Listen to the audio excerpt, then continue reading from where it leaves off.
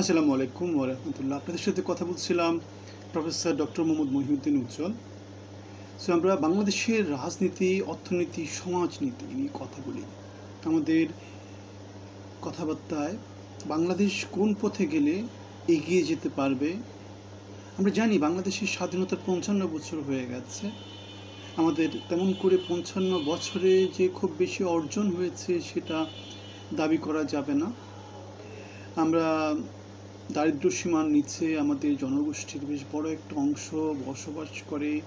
আমাদের শিক্ষিত জনগোষ্ঠীর অনেক বড় একটা অংশ, তরুণ জনগোষ্ঠীর অনেক বড় একটা অংশ প্রোডাক্টিভ কোনো কাজে তেমন করে অংশ নেয় না। আমাদের দরিদ্র জনগোষ্ঠী মিডল ইস্টে, মালয়েশিয়ায় বা পৃথিবীর নানা দেশে সস্তায় শ্রম বিক্রি করে। আমাদের তেমন করে রাজনৈতিক অঙ্গনে অর্জন খুব বেশি কিছু আছে সেটা বলা যায় না। কেননা রাজনৈতিক অর্জন যদি কিছু করতে হয় সেটা অর্থনৈতিক অর্জনের মধ্য দিয়ে করতে হয়। বাংলাদেশের যেহেতু অর্থনীতি এখনও সেই পুরনো দেশের অর্থনীতিতে আছে, বাংলাদেশের জনসংখ্যার যেহেতু কর্মসংস্থানের ব্যবস্থা হচ্ছে না, বাংলাদেশের শ্রমশক্তির বেশ বড় একটা অংশ যেহেতু এখনও বেকার, বাংলাদেশের তরুণরা যেহেতু প্রোডাক্টিভ কোনো কাজে পার্টিসিপেট করতে পারছে না, সুতরাং বাংলাদেশকে একটা মোটামুটি ব্যর্থ রাষ্ট্র হিসাবেই হয়তোবা আমরা মূল্যায়ন করতে পারি। যদিও আমাদের দেশের যারা দরিদ্রতা নিয়ে কাজ করে তাদের কাছে হয়তোবা জিনিসটা মনে হবে, হয়তোবা তাদের যে চেষ্টা সেগুলোর বিরুদ্ধে হয়তোবা তেমন করে স্বীকৃতি দেওয়া হয়নি। কিন্তু আমরা যদি দেখি যে আমাদের অর্জনটা কী, আমরা বলেছিলাম যে আমরা আজকে যে টপিকটার নাম দিয়েছি, তো আমাদের অর্জনটা কি, গত সংস্কারের যে কথাগুলো বলা হচ্ছে বা অর্জনের যে অশ্বডিম্ব সেটা আমরা কি অর্জন করেছি। অশ্বডিম্ব মানে কি? অশ্বডিম্ব মানে হচ্ছে আজব বস্তু। বাংলাদেশে সেটাই হয়। আমরা দেখেছিলাম শহীদ প্রেসিডেন্ট জিয়াউর রহমানের খালকাটা কর্মসূচি, স্বনির্ভর গ্রাম ব্যবস্থা বা খাদ্যের স্বয়ংসম্পূর্ণতা, এই সমস্ত কাজগুলো কিন্তু উৎপাদনমূলক কাজ ছিল। বাংলাদেশে এখন উৎপাদনমূলক কোনো কাজ হয় না, উৎপাদনমূলক কাজ খুব বেশি হয় না। আমরা দেখেছি পাকিস্তান আমলে বাংলাদেশে ইন্ডাস্ট্রিয়ালাইজেশনের দিকে প্রচুর একটা ইন্টেন্সিভ একটা ফোর্স ছিল, যে বাংলাদেশে এখন সেই ধরনের কোনো আমরা দেখতে পাই না যে ইন্টেন্সিভ বড় বড় যেটাকে বলে আর কি ইকোনমিক যে প্রজেক্টগুলো, সেই প্রজেক্টগুলো এখন আর নাই। কারণ আমরা ইকোনমিক স্কেল বলে একটা ব্যাপার আছে। আপনি ছোটো একটা অর্গানাইজেশন চালাচ্ছেন, সেখান থেকে আপনি খুব বেশি ইকোনমিক ভ্যালু হয়, লাভ হয় এমন কিছু বানানো যাবে না। সুতরাং আপনারা যদি পৃথিবীতে টিকে থাকতে হয় তাহলে আপনার যেটা লাগবে সেটা হচ্ছে ইকোনমিক স্কেল ফলো করে মোটামুটি বেশ বড় একটা অর্গানাইজেশন তৈরি করতে হবে। সেটা আমরা দেখেছি পাকিস্তান আমলে বাংলাদেশের যে আদমজি জুট মিল, তুট মিল, বাওয়ানি, এইসব বড় বড় অনেক প্রজেক্ট, অনেক ইন্ডাস্ট্রিয়ালাইজেশন বাংলাদেশে হয়েছিল। পৃথিবীর নানা দেশে এই কাজগুলো হয়। আমেরিকাতে যে প্রোডাকশানগুলো হয়, হারভেস্টিংগুলো হয় বা যে কৃষিকাজগুলো হয় সেগুলো হচ্ছে একরের পর একর ধরে হয়। বাংলাদেশে কী হয়, ছোটো 1 ঘন্টা 2 ঘন্টা 3 ঘন্টা 5 ঘন্টা জায়গা দিয়ে কৃষক তার কাজ করে থাকে। সুতরাং এখানে একজন মানুষ হয়তো বা কাজ করতে পারে। যেহেতু বাংলাদেশের জনশক্তির যেহেতু অভাব নাই, অভাবটা কিসের? অভাবটা হচ্ছে কাজের। বাংলাদেশের কর্মসংস্থানের ব্যবস্থা নাই। বাংলাদেশের জনগোষ্ঠীর আমার তো মনে হয় 60% লোক, 80% লোকই বাংলাদেশে মোটামুটি কাজ করে না। কারণ সরকার কত কর্মসংস্থান করতে পারে?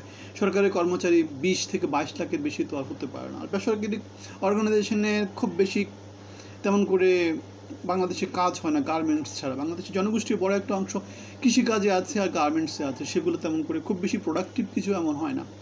আপনারা দেখবেন আমেরিকাতে একজন কৃষক একরের পর একর ফসল ফলায় আধুনিক প্রযুক্তি ব্যবহার করে। বাংলাদেশে যদি সে আধুনিক প্রযুক্তি নিয়ে আসে তাহলে যেটা হবে, বাংলাদেশের লোকজন কী হয়ে যাবে? বেকার হয়ে যাবে। সেজন্য কী করে এক কান্ডা 2 ঘন্টা 3 ঘন্টা জায়গা জমি দিয়ে তারা কী করে নিজেদের সংস্থান করার জন্য তারা হয়তো বা কৃষিকাজ করে। সেটাকে বিশ্ব পরিমণ্ডলে চিন্তা করলে সেটা খুব একটা প্রোডাক্টিভ কোনো কিছু না। ঠিক তেমনি বাংলাদেশের গার্মেন্টস ফ্যাক্টরিগুলো যদি বিশ্বের সাথে প্রতিযোগিতা করে, সুতরাং সেখানে আমরা দেখতে পাচ্ছি শ্রমমূল্য কৃষক তেমন শ্রমিকরা তেমন করে পায় না, তারা প্রোডাক্টিভও তৈরি করতে পারে না, কেন তারা অত্যাধুনিক মেশিনপত্র তারা ইউজ করছে না। পৃথিবীর নানা দেশগুলোতে এখন যেটা হয় অত্যাধুনিক মেশিনপত্র ইউজ করা হয়। ওখানে একটা কথা চলে আসছে ডার্ক ইন্ডাস্ট্রি। ডার্ক ইন্ডাস্ট্রি মানে কি? এমন একটা ইন্ডাস্ট্রি যেখানে রোবট কাজ করবে, তার জন্য তো আলো লাগবে না, অন্ধকারের মধ্যেও সে কাজ করতে পারবে, 24/7 মেশিনগুলো চলবে। সুতরাং এরকম ডার্ক ফ্যাক্টরি পৃথিবীর নানা দেশে এখন একটা রিয়ালিটি। বাংলাদেশে গার্মেন্টস ফ্যাক্টরিগুলো হয়তো কিছুদিন পরে এই ডার্ক ফ্যাক্টরি যেগুলো আছে সেগুলোর কাছে প্রতিযোগিতায় তাদের সক্ষমতা হারিয়ে হয়তো বা বাংলাদেশের লোকজন বেকার হয়ে যাবে। সো বাংলাদেশের এই যে কৃষিকাজ এবং বাংলাদেশের এই যে পোশাক শিল্প, এই পোশাক শিল্প যদি বাংলাদেশের এখন এইজটা হারিয়ে ফেলে তাহলে বাংলাদেশের ইকোনমির কী অবস্থা হবে। সুতরাং বাংলাদেশকে উন্নত করতে হলে বাংলাদেশের যে রাজনৈতিক অঙ্গন, সেই রাজনৈতিক অঙ্গনে ডাইনামিক লিডারশিপ লাগবে। এখন ডাইনামিক লিডারশিপ এমনি এমনি হয় না, শীর্ষ নেতৃত্বে সেই জিনিসটা থাকতে হয়। যেমন আমরা দেখেছি মালয়েশিয়ার ক্ষেত্রে মাহাথির মোহাম্মদ দেখেছি, সিঙ্গাপুরের ক্ষেত্রে দেখেছি লি কুয়ান ইউ দেখেছি। শীর্ষ নেতৃত্ব top down policy making approach দিয়ে কী করে দেশের খোল নালচে পাল্টে দিয়েছে, দেশের ব্যাকবোন পাল্টে দিয়েছে, মেরুদণ্ড পাল্টে দিয়েছে। এখন প্রত্যেকটা দেশ এখন অনেক উন্নত দেশ।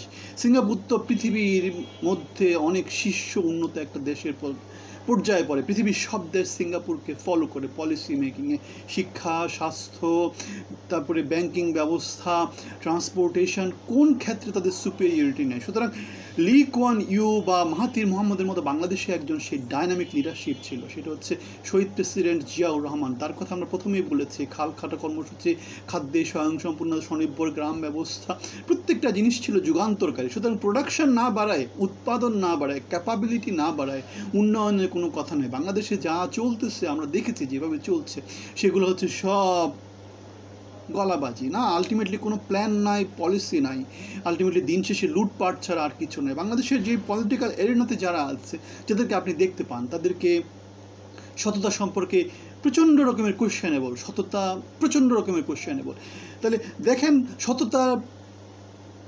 সততাতে কোয়েশ্চেন ছিল যে শহীদ প্রেসিডেন্ট জিয়াউর রহমান, এবং সেই জন্যই বাংলাদেশ উন্নতি করেছিল, বাংলাদেশের উন্নয়নের রোড ম্যাপে তুলে দিয়েছিল। সততার প্রশ্নে যারকে কেউ সন্দেহ করতে পারেনি। বাংলা সুটকেজ নিয়ে তিনি দেশ পরিচালনা করেছিলেন। সেই শহীদ প্রেসিডেন্ট জিয়াউর রহমানের আমলে বাংলাদেশ উন্নত হয়েছে। এখন বাংলাদেশকে উন্নত হতে হলে শহীদ প্রেসিডেন্টের মধ্যে একজন সৎ নেতৃত্ব লাগবে। বাংলাদেশ কি সেই সৎ নেতৃত্ব পেয়েছে বা সামনে পেতে পারে? আমাদের সংসদ সদস্য যারা আছে তাদের কয়জনকে আপনি সৎ বলেন? কীভাবে সৎ বলেন? আমরা দেখেছি মনোনয়ন বাণিজ্য হয়, মন্ত্রী কেনাবেচা হয়, নানা কিছুতে 10%, 5%, 20% এগুলো হয়। আমরা দেখেছি নানা রকম চক্র, সিন্ডিকেট দিয়ে দেশটা মোটামুটি অন্ধকারের অতল গহ্বরে ডুবিয়ে যেতে। এই যে আমাদের ডক্টর মোহাম্মদ ইউনূস ক্ষমতা আসছে, তিনিও কি করছেন? তার তো টাকা পয়সার অভাব নেই, তার তো বয়স 85, 70, 80, 90-এর মতো হয়ে গেছে। এই বয়সেও তিনি টাকার লোভ সামলাতে পারেন না। তিনি নিজের জন্য কি করেছেন, একটা গ্রামীণ ইউনিভার্সিটির লাইসেন্স নিয়েছেন, বিকাশের লাইসেন্স নিয়েছেন, তিনি এলন মাস্কের যে কোম্পানি সেগুলোর সাথে তিনি চুক্তি করেছেন, নানা রকমের কিছু।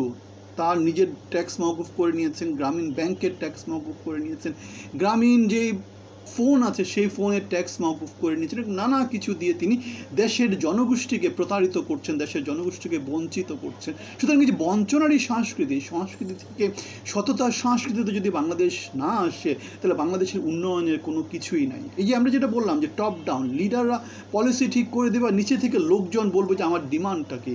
টপ ডাউন একটা হচ্ছে, আরেকটা হচ্ছে বটম আপ। বটম আপ দিবে হচ্ছে ডিমান্ডগুলো, যে আমরা এটা চাই, এটা চাই। বাংলাদেশের লোকজন শুধু চেয়েই যাচ্ছে সততা রাজনীতি। আমরা একটা পোস্ট সবসময় দেখি যে বাংলাদেশকে খোল নালচে পাল্টে দিতে হলে কি লাগবে? লাগবে একজন যোগ্য মন্ত্রিত্ব লাগবে, প্রধানমন্ত্রী লাগবে, যোগ্য রাষ্ট্রপতি লাগবে, যোগ্য সংসদ নেতাগুলো লাগবে।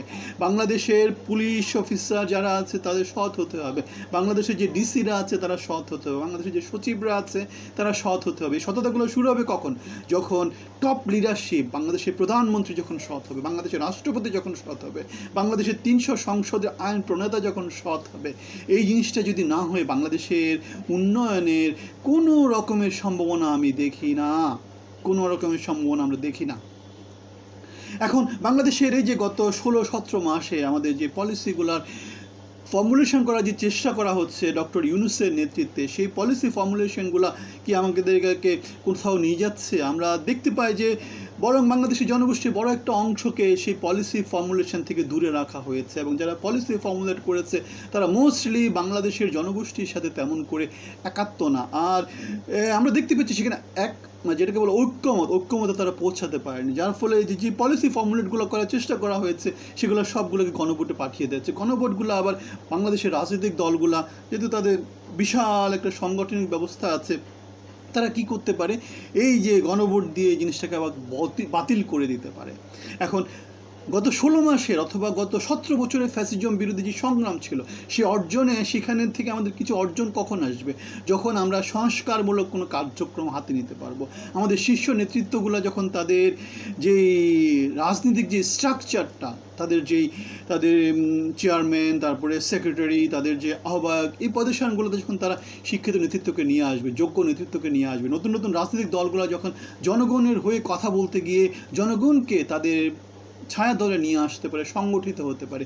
যদি সংগঠিত হওয়া যদি তারা না পারে, আলটিমেটলি যেটা হবে, সেই বাংলাদেশের যে বড় দুটি দল, সেই বড় দুটি দল যেই পলিসিগুলো তারা চায়, সেই পলিসিগুলোই বাংলাদেশে কী থাকবে, সাস্টেইন করবে। আলটিমেটলি জনমানুষের যে চাওয়াটা, সেই চাওয়াটা বাংলাদেশের সমাজে প্রতিফলিত হবে না। এই কথাগুলোই আমি গত অনেক দিন ধরে বলে আসছি। আমার যে চ্যানেলটা আছে সেই চ্যানেল আমরা বলেছিলাম যে বাংলাদেশের এই মুহূর্তে পরিবর্তন যদি আনতে হয়, সেটা বিএনপির শীর্ষ নেতৃত্ব জনাব তারেক রহমানের হাত দিয়ে আসতে হবে। এবং সেই জন্যই তারা কি করেছে, একটা 31 দফা যেটা তারা সংস্কারের 31 দফা প্রণয়ন করেছে। সেই 31 দফাকে যদি তারা তাদের কার্যক্রমে নিয়ে আসে, তাহলে শহীদ প্রেসিডেন্ট জিয়াউর রহমানের যে স্বপ্নগুলো ছিল, যে কার্যক্রমগুলো ছিল, যে এগিয়ে দিয়ে যাচ্ছিল, যে রাস্তায় বাংলাদেশকে তুলিয়ে দেওয়া ছিল, সেই জিনিসটা এগিয়ে নেওয়া হবে এবং বাংলাদেশ উন্নয়নের পথে আগাতে থাকবে। এখন এই উন্নয়নটা যদি সবার মাঝে ছড়িয়ে দিতে হয়, আমাদের ডক্টর মোহাম্মদ ইউনূসের যে ফর্মুলেশনটা আছে, সেই ফর্মুলেশনটা, যেমন সংবিধান সংস্কারের জন্য 13টি প্রস্তাবনা ছিল, সেগুলোকে গণমুখী করতে হবে, সেগুলোকে অ্যাপ্রুভ করে দিতে হবে। নয়তো কী হবে, বাংলাদেশের আসলে সংস্কার এমন করে কিছু করতে পারবে না, অশ্বডিম্ব প্রসব করবে। আমরা দেখেছি 90 পরবর্তীতে আমাদের কী হয়েছে, তত্ত্বাবধায়ক ব্যবস্থা বাংলাদেশের সমাজে প্রচলিত ছিল এবং সেই জিনিসটাকে আমরা কী করেছি, পরবর্তীতে নানা রকমের সংস্কার করে এমন একটা জিনিস দাঁড় করিয়েছি, সেই জিনিসটা আর বাংলাদেশের সংবিধান থেকে আমরা বাদ দিয়ে দিয়েছে এবং পরবর্তীতে 17 বছরের ফ্যাসিজম বাংলাদেশে প্রতিষ্ঠিত হয়েছে। এখন বাংলাদেশের এই জিনিসটাই হয়, সুন্দর একটা জিনিসকে আমরা এমন কেটে কুটে নিজেদের স্বার্থ সংঘাতের জন্য আমরা সেটাকে অপাঙ্ক্তেয় করে ফেলি। এখন বাংলাদেশের এই যে বিপ্লবটা হলো, বর্ষা বিপ্লব অথবা 24-এর বিপ্লব, সেই বিপ্লবের ফসলটা আমরা গত 16 মাস বা 17 মাসে কিছুই দেখতে পাইনি। নির্বাচন বাংলাদেশে কি হবে, সেটা সুষ্ঠু হবে কিনা, সেটা যথেষ্ট প্রশ্নবোধক, অনেক দিন ধরে বলে আসছে। বাংলাদেশের জনগোষ্ঠীর বড় একটা অংশকে দূরে রেখে সেখানে একটা সুষ্ঠু নির্বাচন হতে পারে না। আর বাংলাদেশের নির্বাচনের যে কালচার, সেই কালচারে আমরা দেখেছি দুটো বড় দল ছিল। এখন একটা বড় দলকে যদি পুরোপুরি বাইরে রেখে দেওয়া হয়, তাহলে নির্বাচনটা কী হবে, সেই 300 আসনে একটা দলে পেয়ে যাবে। আলটিমেটলি যেটা আসবে, সেখানে বিরুদ্ধ মতের কোনো স্থান থাকবে না। আলটিমেটলি যেটা আসবে সেটা হচ্ছে মেজরিটি উইনস। তাদের মানে ওয়ান কাইন্ড অফ ফ্যাসিজমের মতো জিনিসপত্রগুলো বাংলাদেশে চলে আসবে। তখন আবার যেটা হবে, যাদেরকে দূরে রাখা হয়েছে, কিছুদিন পরে তারা আবার আন্দোলন সংগ্রাম চালু রাখবে। বাংলাদেশের যে ইকোনমি, যেটা স্থিতিশীলতার জন্য এগিয়েছিল, সেটা আবার পিছিয়ে যাবে। জ্বালা ও পোড়াও চলতে থাকবে, হরতাল, অবরোধ, কারখানা বন্ধ, নানা রকমের অস্থিতিশীল পরিস্থিতির জন্য বিদেশি বিনিয়োগ বাংলাদেশে থাকবে না। ইতিমধ্যে আমরা দেখতে পাচ্ছি বাংলাদেশে বিদেশি বিনিয়োগ নাই, বাংলাদেশের জিডিপি অর্ধেকের নিচে নেমে গেছে। বাংলাদেশের ব্যাংকিং ব্যবস্থা গত সরকার তো নষ্ট করে দিয়েছে, এই সরকারও উদ্ধার করতে পারছে না এবং বাংলাদেশ ব্যাংকের গভর্নর বলে সেটা উদ্ধার করতে আগামী 10 বছর লাগবে। সুতরাং বাংলাদেশ অলরেডি সংকটাপন্ন অবস্থাতে আছে। এই সংকট থেকে উত্তরণের জন্য বাংলাদেশের অনেক বেশি ক্যাপেবল একটা লিডারশিপ লাগবে। মন্ত্রী পরিষদ অনেক বেশি ক্যাপেবল হতে হবে। বাংলাদেশের সংসদে আইন প্রণেতারা অনেক বেশি ক্যাপেবল হতে হবে। সেখানে আমরা দেখতে পাই, চলতে পারে না 90 বছর বয়স্ক লোকজন, হাত পা চলে না, অসুস্থ ব্যাড রিটেন লোকজন দিয়ে বাংলাদেশের রাজনৈতিক নেতৃত্ব পরিচালিত হচ্ছে। এগুলা আমরা দেখতে পান অনলাইনে, অফলাইনে, নানা রকম ইউটিউব ভিডিওতে, নানা রকমের পত্রপত্রিকায় নিউজ আসে। যাদেরকে মনোনয়ন দেওয়া হয়েছে তার বেশিরভাগ অংশই হচ্ছে গিয়ে সেই 2000-2001 সালে যে নেতৃত্ব, সেই নেতৃত্ব। নতুন নেতৃত্ব খুব বেশি বাংলাদেশে দেখা যায় না। সুতরাং বাংলাদেশের সামনে কি আছে, আমরা সেই ব্যাপারে যথেষ্ট সন্দিহান। আর বাংলাদেশে যেহেতু এখন একটা অল্টারনেট, আগে যেটা হতো, মিডিয়াকে প্রচুর কন্ট্রোল করতে পারতো, এখনও কন্ট্রোল করতে পারে, কিন্তু এখন যেহেতু একটা অল্টারনেট মিডিয়ার যোগ চলে আসছে, এখন যেহেতু সোশ্যাল মিডিয়ার যোগ চলে আসছে, সুতরাং সমাজের আনাচে কানাচে যে ছড়িয়ে ছিটিয়ে থাকাগুলো, যে অসন্তোষগুলো, সেগুলো খুব সহজেই সামনে চলে আসবে এবং সমাজকে অস্থির করে দিবে। সুতরাং যদি দুর্বল নেতৃত্ব এখন যেরকম করে আছে, সেরকম নেতৃত্ব যদি বাংলাদেশের সামনে থাকে, বাংলাদেশের সামনে ভবিষ্যৎ সমূহ অন্ধকার, অন্য কোনো উপায় নাই। সুতরাং বাংলাদেশকে আমরা যেটা বলছি, সুতরাং ফ্যাসিজমের একটা ভালো দিক হচ্ছে তারা কঠোর হাতে অসন্তোষকে দমন করতে পারে, কিন্তু বাংলাদেশের সামাজিক যে অসন্তোষটা সেটা এই মুহূর্তে দমন করার আর কোনো ওয়ে নেই। বাংলাদেশের তরুণ সমাজ এখন মেজরিটি, বাংলাদেশের সোশ্যাল মিডিয়া এখন অনেক বেশি প্রাধান্য বিস্তার করে, বাংলাদেশের যে কনভেনশনাল মিডিয়াগুলো আছে সেগুলোতে প্রোপাগান্ডা ছড়ানো যায় না, সুতরাং সত্যগুলো খুব সহজেই সবার সামনে চলে আসে। সুতরাং এই অবস্থায় ডাইনামিক লিডারশিপ, ক্যাপেবল লিডারশিপ, যোগ্য নেতৃত্ব এগুলো ছাড়া বাংলাদেশের আর কোনো গত্যান্তর নয়। বাংলাদেশের যদি গত্যান্তর ঘটে, বাংলাদেশে সেই অসন্তোষ, সেই জ্বালাও পোড়াও সেইভাবেই বাংলাদেশ চলতে থাকবে। আপনাদের কি মতামত আমাদেরকে জানাতে পারেন। আপনাদের সবার জন্য অনেক অনেক শুভকামনা। আমরা চাই বাংলাদেশ এগিয়ে যাক, আমরা চাই বাংলাদেশের তরুণ সমাজ নেতৃত্বে উঠে আসুক, আমরা চাই বাংলাদেশ লি কুয়ান ইউর মতো, মাহাথির মোহাম্মদের মতো যোগ্য নেতৃত্ব দিয়ে, নেতৃত্ব সম্পন্ন লোক দিয়ে পরিচালিত হোক এবং খুব দ্রুত উন্নয়নের পথে উঠে যাক। আপনাদের সবার জন্য শুভকামনা, ভালো থাকবেন।